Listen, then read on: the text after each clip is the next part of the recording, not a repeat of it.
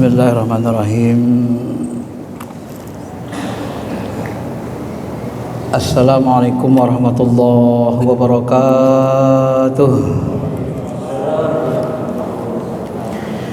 Alhamdulillahi rabbil alamin, wal aqibatu lil muttaqin, wala udwana illa 'alal zalimin. Asyhadu an la ilaha illallah rabbuna Rabbul Arsyil Azim, wa asyhadu anna Muhammadar Rasulullah sayyidina sayyidil mursalin.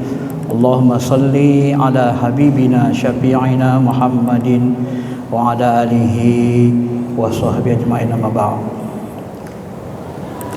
Bapak Ibu yang dirahmati Allah Subhanahu wa taala, mari sama-sama kita mensyukuri segala nikmat yang Allah berikan kepada kita. Mudah-mudahan dengan banyak bersyukur Allah berikan kita tambahan nikmat, khususnya nikmat keimanan. Kata Imam Hanafi, salah satu ciri orang meninggal dalam keadaan kondisi tanpa iman adalah ketika mereka tidak mensyukuri nikmatnya iman. Mudah-mudahan dengan banyak kita bersyukur, Allah langgengkan iman kita, istiqomahkan kita dalam keimanan, ketakwaan, sehingga nanti kita berkumpul bersama Nabi, sahabat, guru-guru kita yang soleh, keluarga kita yang soleh dan soleha. Amin amin ya rabbal alamin. Bapak Ibu yang dirahmati Allah Subhanahu wa taala, yang lalu kita sudah membahas tentang sunnah dan bidah ini. Ini lanjutannya, bagian kedua, apakah semua bidah itu adalah sesat? Ya. Salah satu hadis yang paling populer yang dibahas itu adalah kullu bid'atin dolalah wa kullu fi dolalatin finnar. Seluruh bidah itu sesat dan seluruh sesat masuk neraka. Ibnu Taimiyah dalam Majmu' Fatawa mengatakan, siapa yang mengatakan ada bid'ah yang tidak sesat, maka sesungguhnya dia telah berlawanan, berbeda dengan apa yang dikatakan Nabi SAW. Dia dianggap bertentangan, melawan kata-kata Nabi ini. Nah, penjelasan Ibnu Taimiyah dalam Majmu' Fatawa inilah yang dipakai oleh saudara-saudara kita jadi salafi.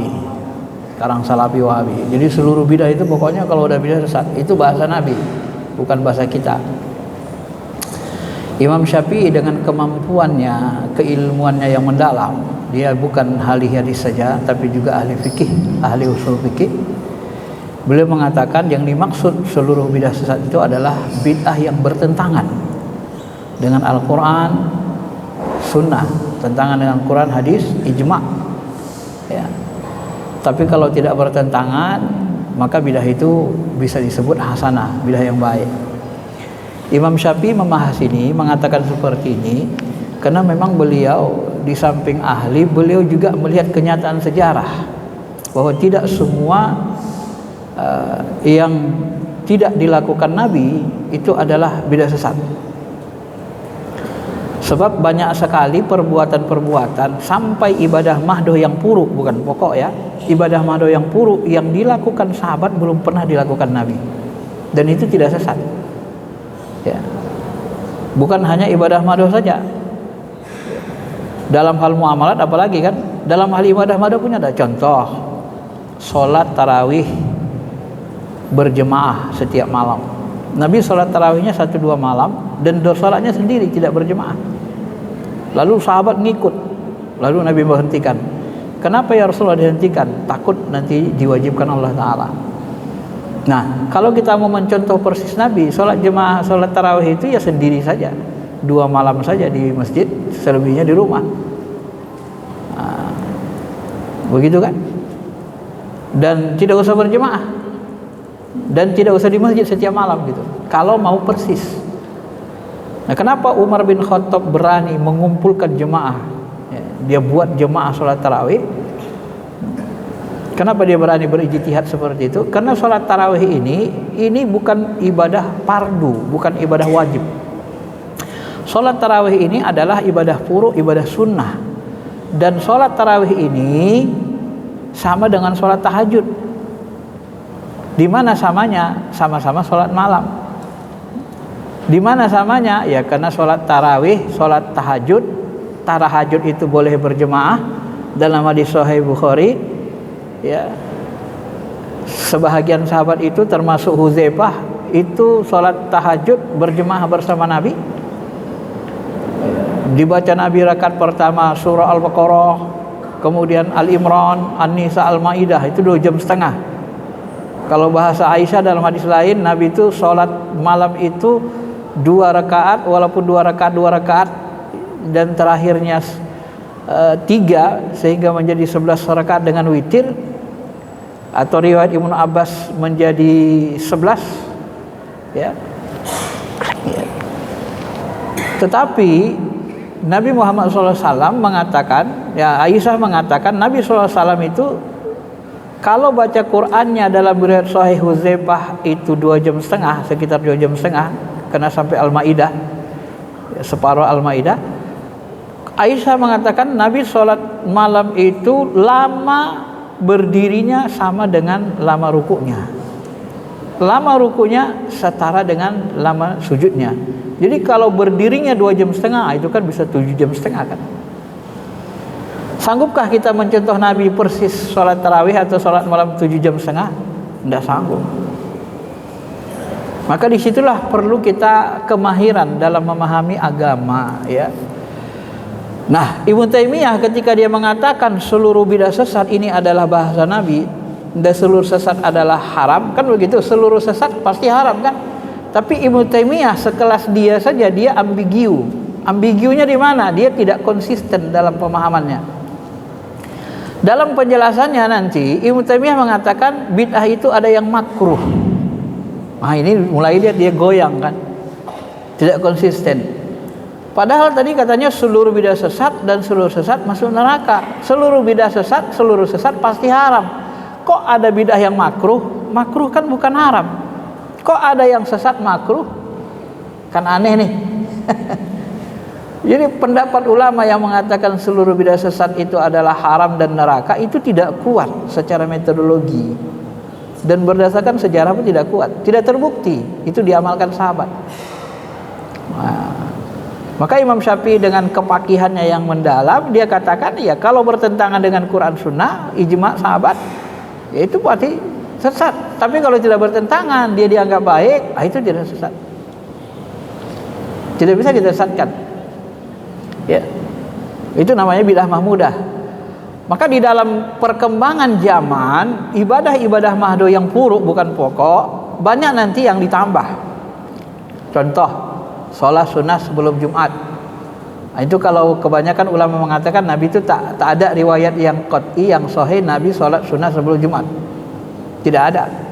Yang ada masuk sholat Jumat, kemudian masuk ke masjid, kemudian sholat 2 rakaat. Nah, dan ini diamalkan oleh kebanyakan ulama. Nah, dalam kitab toleransi fikih yang ditulis Abul Ilah itu dia sebut amalan ini berdasarkan analogi kias. Dalilnya tidak berdasarkan hadis, tidak berdasarkan Quran, tapi berdasarkan kias. Bagaimana kiasnya? Contoh, ketika kita melaksanakan sholat zuhur di hari Jumat, sholat zuhur itu kan tidak ada, gantinya sholat Jumat. Benar? Kalau kita sudah sholat Jumat berarti tidak zuhur lagi. Sholat Jumat berapa rakaat? 2. Loh, zuhur kan 4. Lalu 2 lagi kemana? 2 lagi kata ulama ditutupi dengan khutbah. Ya, maka khutbah itu bahagian dari rukun Jumat. Enggak boleh kita tidak ikut khutbah. Ikutin. Itu bahagian dari Jumat. Dah, sholat zuhur itu dia ada enggak sholat sunnah qobliyahnya? Ada. Loh, katanya tadi Jumat kan menggantikan sholat zuhur. Kalau sholat zuhur ada qobliyahnya, maka otomatis Jumat pasti ada qobliyahnya. Karena secara umum pun Nabi mengatakan dalam hadis sahih, semua sholat itu ada sholat rawatib sebelumnya. Sebelum kita melaksanakan sholat ada sholat sunnah sebelumnya. Sampai sholat maghrib pun begitu. Walaupun di antara rawatib itu ada yang tidak sunnah muakkad, ada yang sunnah saja. Begitu kan? Sunnah yang tidak dikuatkan dalam bahasa mazhab Syafi'i. Sunat sebelum maghrib itu tidak ghairu muakkad. Ya, tapi kalau qobliyah subuh, itu muakkad sunnahnya. Nah, jadi Bapak Ibu yang dirahmati Allah Subhanahu wa taala, Maka sholat sunnah sebelum Jumat ini diambil dari kias. Kias dari mana? Kias dari sholat sunnah sebelum Zuhur. Kenapa? Karena Jumat itu menggantikan sholat zuhur.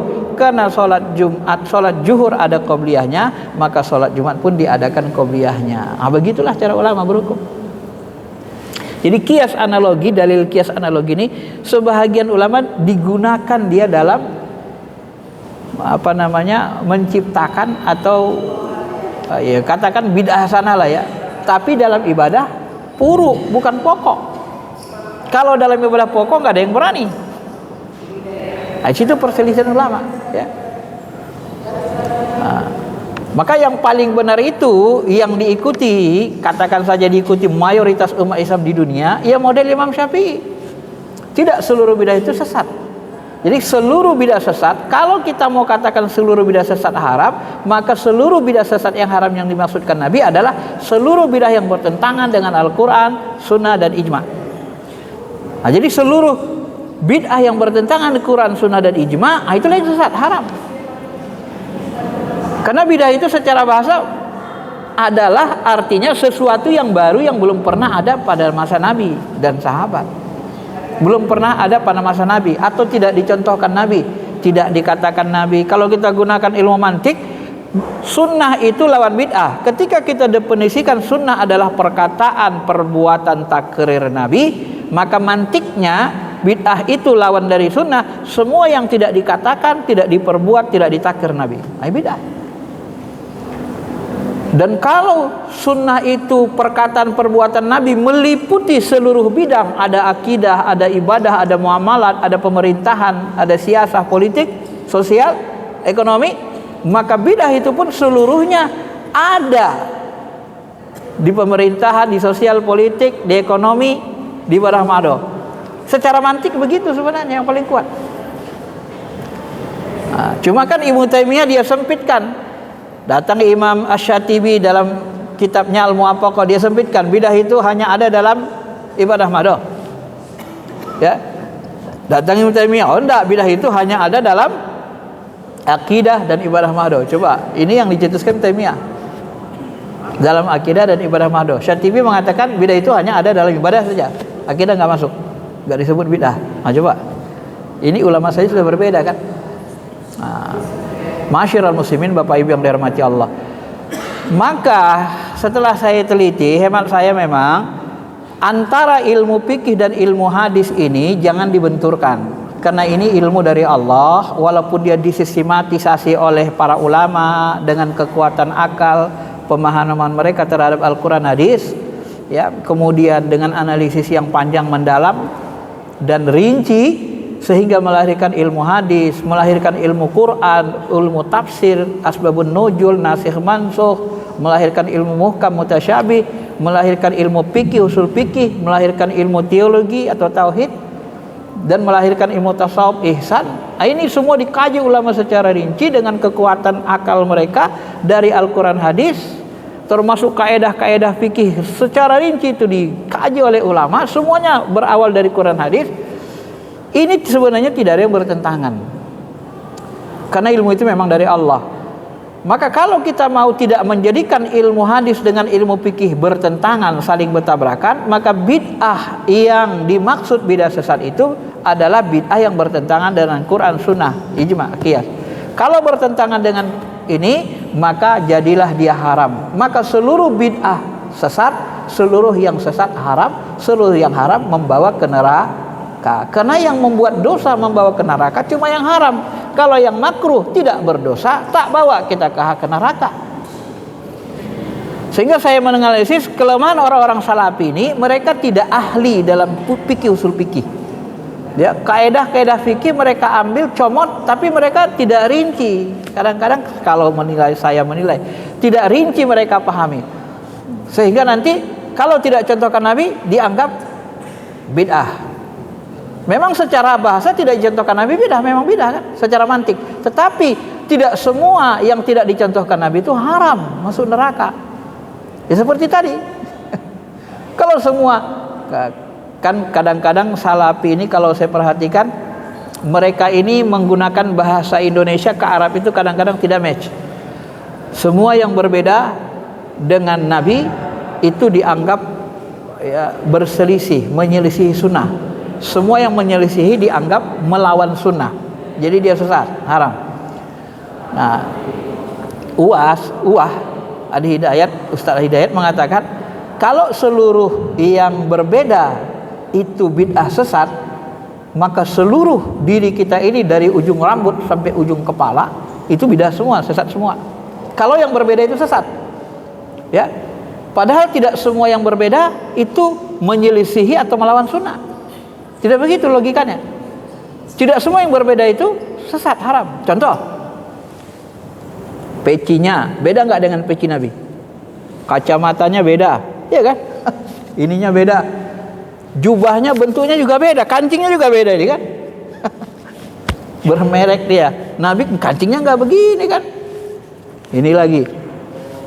Loh, kalau yang berbeda itu sama Nabi dianggap bidah sesat, haram, maka semua dari ujung ubun-ubun sampai ujung kaki kita kan beda sama Nabi. Haram nggak? Ya haram, bidah semua. Itu kalau tidak mahir dalam berhukum begitu. Ya. Maka disinilah perlu kita mahir dalam berhukum. Saya sering sebutkan, kalau untuk menghukumi sesuatu itu haram, wajib, sunnah, makruh, mubah, itu harus mahir dalam fikih dan usul fikih. Kalau nggak mahir jangan coba-coba. Ya, jangan coba-coba. Contoh saya kasih nih, saya kasih contoh saja. Apa hukum merokok bagi orang dewasa, bapak-bapak ini? Apa hukum merokok?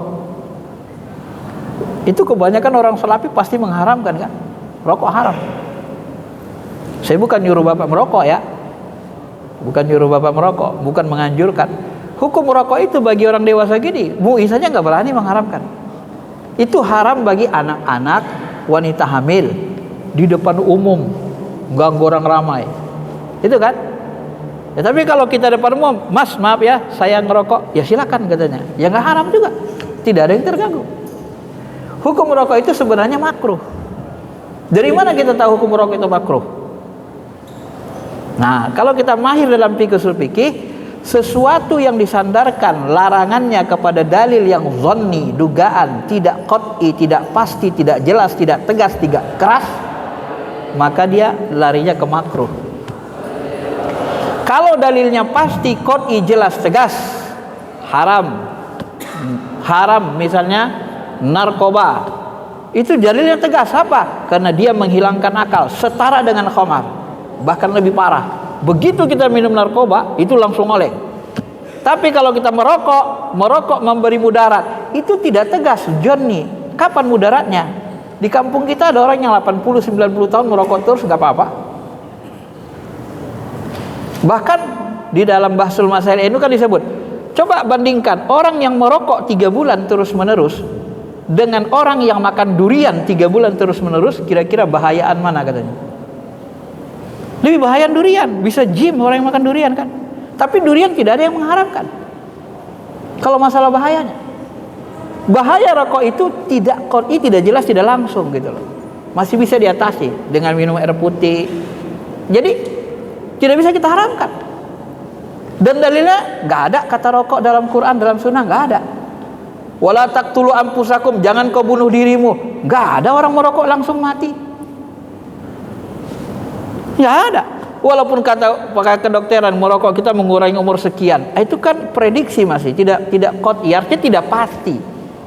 Ya, begitu kita merokok, pagi-pagi kita yang minum air putih, bersih lagi paru-paru kita, rajin minum susu panas, bersih lagi paru-paru. Jadi efeknya tidak berat. Sehingga ulama tidak ada yang berani mengharamkannya di Indonesia. MUI saja tidak berani. Setinggi-tingginya haram buat anak kecil, karena dia, kenapa haram buat anak kecil? Karena dia lagi sekolah, nggak bisa cari duit. Nanti kalau nggak ada rokoknya, tergantung dia kan bisa nyuri ayam macam-macam. Masih itu namanya haram ijtihadi. Ya, wanita hamil mempengaruhi janinnya lagi mengandung.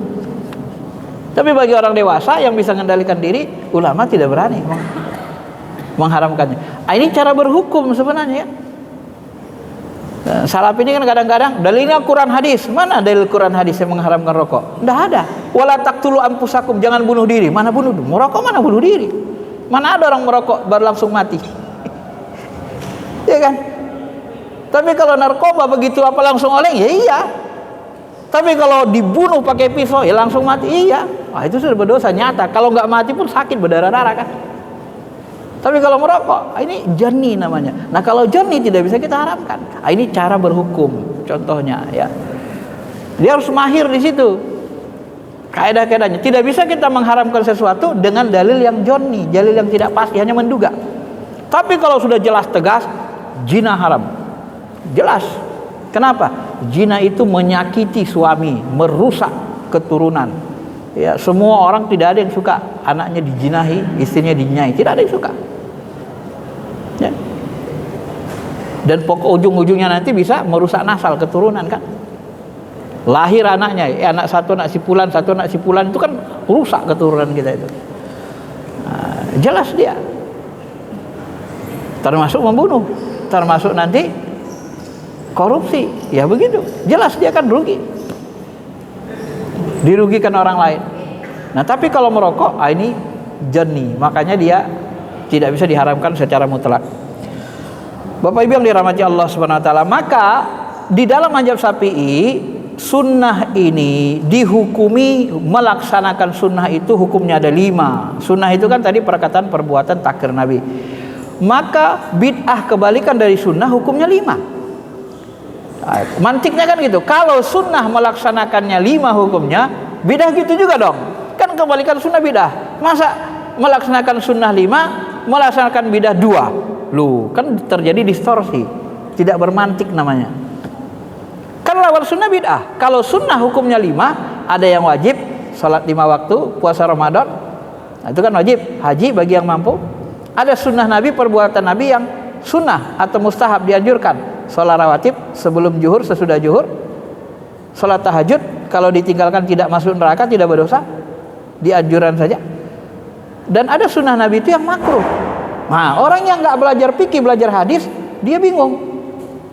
Maka dulu Ibnu Wahab di zaman tabi'in, dia stres di awalnya. Belajar sama Imam Malik, Imam Mazhab, baru dia bilang, waduh, kalau tak belajar aku sama Imam ini, katanya, Imam Mazhab nih, niscaya aku akan sesat selama-lamanya. Kenapa begitu, Syekh?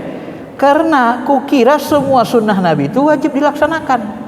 Asal dicontohkan Nabi wajib dilaksanakan, rupanya tak begitu, katanya. Itu ahli hadis di zaman tabi'in. Bapak bisa bayangkan ahli hadis zaman tabi'in aja ngomong kayak gitu, dan itu diulangi orang sekarang. Mereka mengira semua sunnah Nabi itu wajib. Maka ketika kita bilang sunnah Nabi itu ada yang hukumnya makruh, bingung dia, kok ada makruh? Iya, Nabi bulan puasa mencium Aisyah. Apakah mencium istri bulan puasa boleh? Sunnah, dapat pahala? Siapa bilang mencium istri bulan puasa dapat pahala? Ya, Umar ketika dia cium istrinya, ketakutan yang menggeletar dia. Ya Rasulullah, aku telah berbuat dosa. Apa itu, Umar? Aku baru mencium istriku. Ini kan bulan puasa ya Rasulullah. Sabar. Nah, menurutmu kalau kumur-kumur batal nggak puasamu? Tidak batal ya Rasul. Mencium itu sama dengan kumur-kumur. Kenapa? Kumur-kumur kalau tidak ditelan airnya, kalau ditelan minum batal. Kalau kumur-kumur kan air tak ditelan, tapi mendekati. Nah, istri kita cium, itu kan mendekati senggama. Sampai-sampai sahabat lain mengatakan, ya Rasul, bolehnya mencium istri bulan Ramadan? Kulihat antum mencium istri. Jangan, aku beda sama kalian. Aku lebih kuat nahan. Kalian takutnya kedodolan, gak kuat nahan, kata Nabi. Ya. Makanya dimakruhkan ulama mencium istri bulan Ramadan. Apakah itu dilakukan Nabi? Ya. Apakah semua yang dilakukan Nabi sunnah? Iya. Berdasarkan definisi kan semua yang dilakukan Nabi sunnah. Apakah hukum sunnah itu wajib dilaksanakan? Mencium istri? Tidak. Apakah mencium istri berpahala, dianjurkan? Tidak. Dalam bulan Ramadan ya. Kalau begitu kemudian makruh. Nah itulah dia, itulah fikih. Jadi fikih itu detail ilmunya, logis. Ya. Bahkan sunnah Nabi ada yang haram juga kan? Ada yang makruh. Nabi itu sebelum meninggal bilang, nanti kalau aku meninggal kuburkan aku di rumahku, di tempatku. Rumah Nabi cuma beberapa kali berapa saja. Ya, di sebelah Masjid Nabawi itu kan. Kalau kita haji umrah kan kelihatan betul. Nah, Bapak bisa nggak, berani nggak bilang, Dek nanti kalau abang meninggal nanti kuburin di kamar aja ya? Mau? Nyontoh Nabi. Itu kan nyontoh Nabi kan? Mau kuburannya di kamarnya? Hah? Ada nggak ulama kita yang kuburannya di kamarnya? Ada? Nggak ada. Nabi di rumahnya, di kamarnya itu kuburannya. Itu wasiat Nabi kepada sahabat. Dan diamalkan sahabat. Nah itu sunnah Nabi nggak itu? Sunnah. Hukum melaksanakannya makruh. Ya. Itu harus paham begitu kan? Itulah keahlian ulama fikih. Ya. Termasuk nikah lebih dari 4. Nabi mengharamkan setelah turun ayat masna wa sulasa wa ruba', hei Abdurrahman bin Auf, istrimu yang 4 tahan, sisanya ceraikan. Enggak boleh lebih dari 4. Jadi kalau ada orang ini istrinya sampai 9, dia ngikut sunnah tapi menjadi haram. Kan masih ada gitu kan? Umpamanya tekstual, wah aku ngikut sunnah, Nabi istrinya 9, 11, aku pun 9. 2 aja udah susah kita kan. 1 juga kadang-kadang repot. Mau 9. Tapi aku ikut sunnah katanya. Ini salah juga. Jadi begitulah ulama fikih luasnya. Maka ulama fikih ini cenderung fleksibel dia. Apalagi kalau kita kaji nanti lebih mendalam, lebih nggak bisa lagi kan. Al hukmu yataghayyaru bitaghayyil amkina wal azminah. Hukum bisa berubah karena berubahnya tempat, waktu, keadaan. Ini paling jarang dipakai salaf ini. Paling nggak bisa mereka kadang menggunakan kaidah ini. Hukum berubah karena berubahnya waktu, tempat, niat, keadaan. Berubah Pak hukum itu. Imam Malik bilang hukum nikah apa? Hukum nikah apa? Hukum nikah 5 Pak, bukan 1. Kalau kita sudah mampu mapan, lihat cewek cakep gemetaran, wajib nikah. Wajib. Ya. Kalau kita sudah mampu, tapi lihat cewek biasa-biasa aja, nggak tergoda, sunnah. Tapi kalau bapak mau nikah, ini kemarin orang tuaku meninggal gara-gara anak Pak RT ini. Gitu. Dikagetin, ngurus KTP macam-macam, meninggal, sok jantungan, jadi takut-takuti. Aku mau nikahi anak Pak RT ini. Nanti niatku kusiksa dulu anaknya, balas dendam. Apa hukumnya? Haram. Karena berubah niatnya mau nikah, mau nyiksa anaknya. Haram. Jadi bisa haram, bisa makruh juga kan. Makruh itu kita nggak bisa menanggung. Ya, kita pas-pasan untuk makan, kita ngasih makan istri nggak bisa. Tapi istri yang calon kita bilang, ya nggak apa-apa mas, aku nanti cari sendiri aja. Ya aku nggak berani, nggak enak lah. Ya nggak apa-apa, aku cari sendiri makan. Yang penting mas mau nikahin aku aja. Akhirnya masih makruh. Boleh silakan, tapi nggak dosa. Jadi berubah hukum itu pak. Karena berubahnya niat, waktu, tempat, dan keadaan. Ini kaedah yang paling langka. Kalau bahasa saya di YouTube ini nggak pernah dijelasin ustaz-ustaz salafi. Dari situ saya memahami mereka sebenarnya tidak mahir dalam kaedah fikih usul fikih kebanyakan. Sampai nanti kita lihat, ini mohon maaf ya, hanya perbandingan saja. Sampai nanti sebagian mereka walaupun dokter, rukun wudu 2, membasuh muka dan tangan katanya. Loh, kaget kita kan? Bapak bisa bayangkan wudu yang setiap hari kita kerjakan, dokter dia tidak tahu rukun wudu itu ada 6 dalam mazhab Syafi'i. Kalau nggak pakai mazhab pun tidak bisa 2. Karena Al-Quran mengatakan famshahu biwujuhikum wa aydiyakum ilal ka'bain wamsahu birusikum wa arjulakum ilal ka'bain. Nah, jadi Quran kan menyebut membasuh muka, ya, kemudian basuh yadain, 2 telapak tangan 2 tangan, kemudian membasuh wa arjulikum, kaki, membasuh kepala dulu, wamsahu birusikum, membasuh, menyapu kepala, baru nanti masuk kaki. Nah Quran saja menyebut 4 kan, kok bisa jadi 2? Kan berarti ini dikorupsi 2 lagi. Saya kaget juga itu, ya, kaget juga. Nah ditanya rukun sholat pun dia nggak tahu. Apa rukun qauliyah, rukun qalbiyah, rukun qauliyah sholat itu wajib nggak dilapaskan? Anda tahu saya katanya. Rukun qauliyah itu kan rukun sholat itu kan baca Fatihah, itu kan qauliyah sifatnya kata-kata. Itu kan. Rukun sholat itu kan kalau dalam mazhab Syafi'i ada 13, ada yang rukun qalbi. Apa arti rukun qalbi? Apakah rukun qalbi itu wajib dilapaskan? Nggak tahu saya itu apa rukun qalbi. Rukun qalbi, rukun qauli dia tidak tahu. Nah, dari situ kita paham berarti dia tidak belajar fikih kan. Kenapa? Wudhu dia tak paham, rukunnya tak paham, sholat pun rukunnya dia tak paham, tak tahu dia. Kan berarti nggak belajar fikih orang seperti ini. Walaupun sudah doktor, kan aneh kita gitu. Dari situlah kita paham sebenarnya kebanyakan mereka ini tidak mahir dalam usul fikih, sehingga nanti ya namanya nggak mahir dalam ilmu hukum. Kalau orang nggak mahir dalam berhukum kan cara berhukumnya kan bisa ugal-ugalan kan. Setiap nanti sesuatu bertentangan bid'ah, sesat, neraka, haram, kan begitu jadinya. Tapi kalau dia mahir dalam berhukum, ini dia bidah haram, ini bidah makruh. Nah, ya seperti tadi. Ada bidah yang haram, ada bidah yang makruh, ada bidah yang sunnah saja. Ya. Bidah sunnah itu kalau dalam muamalat, saya contohin dalam muamalat ya. Berhenti di lampu merah. Ini ada juga ustadz itu dia kalau berhenti lampu merah nggak mau dia berhenti. Kenapa? Ya bidah ini tidak ada masa Nabi katanya. Dia terus saja kan. Karena tidak ada begini masa Nabi kan. Dia terus saja. Coba. Alasannya karena tidak ada masa Nabi. Benar nggak cara mikirnya? Tidak benar. Kenapa? Kalau kita tidak berhenti di lampu merah, apa yang terjadi? Get stuck, macet. Begitu terjadi macet, seluruh orang susah. Seluruh kendaraan susah. Menyusahkan orang ramai apa hukumnya? Ya berdosa kan? Nyusahin orang ramai kan susah. Makanya kita itu kasih hak untuk jalan. Maka kita menabrak lampu merah berdosa. Kenapa? Hak orang lain loh itu buat jalan. Begitu kita ambil hak orang lain jalan, orang hijau kita merah kita tabrak saja jalan, kita ngambil hak orang lain, dosa juga. Walaupun dosanya tidak sebesar dosa mencuri, berzina dan lainnya, tapi dosa. Itu mengambil hak orang lain. Nah, itu fikih. Ya. Nah, itu dalam hal muamalat namanya bid'ah muamalat. Makanya ijtihad itu terus berkembang, dia tidak pernah habis.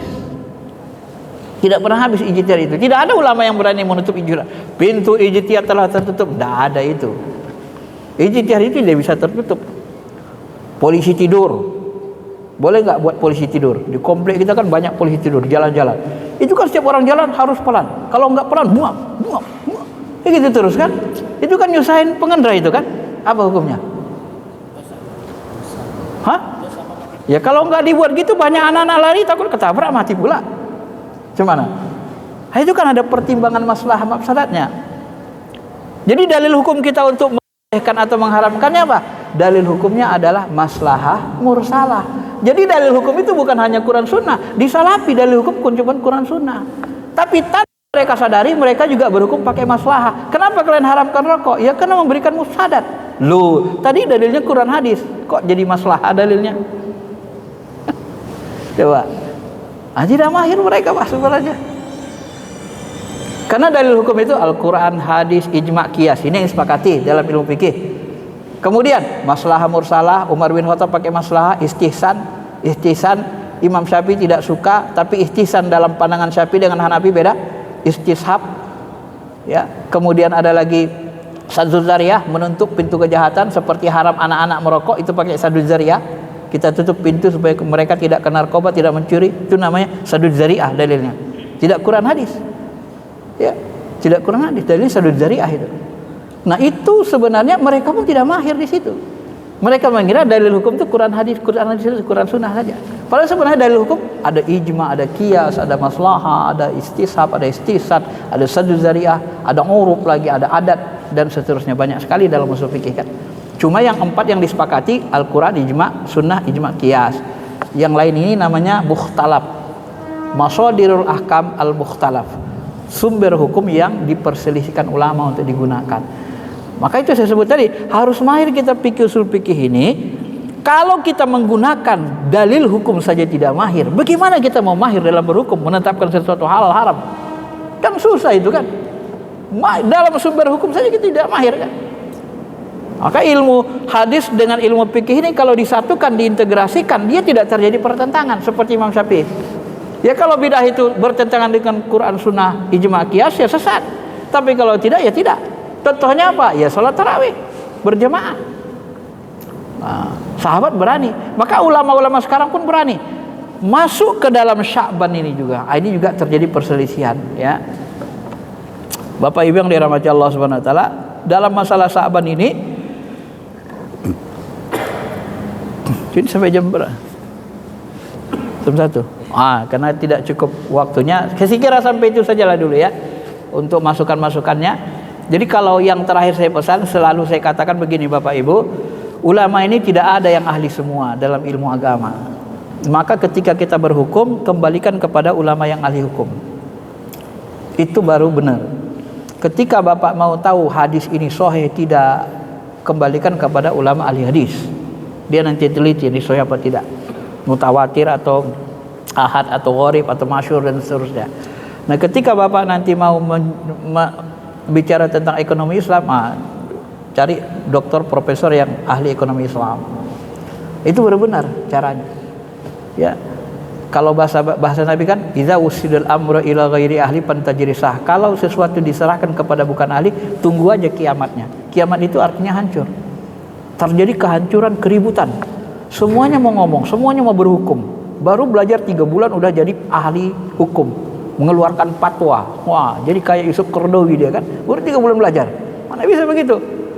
Lebih tertib di Syiah, Pak. Di Syiah itu 38-40 tahun dulu belajar agama baru bisa jadi ulama, mullah namanya. Kalau nggak belajar selama itu nggak bisa jadi mullah. Baru bisa ngeluarin fatwa hukum. Ya. Di Mesir pun begitu, sudah belajar lama dulu baru jadi mufti, bisa ngeluarin fatwa hukum. Kalau di Indonesia kan kita nggak, berselepotan. Kadang nulis di Facebook udah diharam-haramkan ya kan, sesat-sesat. Padahal dia baru belajar 3 bulan lagi. Nggak bisa begitu. Hati-hati. Ya. Maka selama kita berpegang teguh kepada kaidah ini, belajar kepada ulama ahlinya, insya Allah selamat, aman, nggak ada pertentangan. Kalaupun terjadi perbedaan, tidak menjadi chaos, tidak menjadi pertentangan keras. Tapi kalau masing-masing awam juga berhukum dengan dengan semangatnya, lebih bagus sebenarnya model jemaah tabligh. Jemaah tabligh apa? Mereka melaksanakan sunnah, tapi mereka tidak membicarakan khilafiyah. Oh, khilafiyah itu urusan ulama, bukan wilayah kami. Kami orang awam, kami nggak mau debat tentang hukum. Selesai. Itu baru benar, profesional. Kami nggak berani debat hukum, bukan ahlinya kami. Ya, kita mau debat tentang tata negara, kita sekolah ekonomi. Kan susah itu kan. Akhirnya kita nggak nyambung nanti. Baik, sekira itu saja penjelasan saya, masukan, mudah-mudahan bisa dipahami. Terima kasih. Assalamualaikum warahmatullahi wabarakatuh.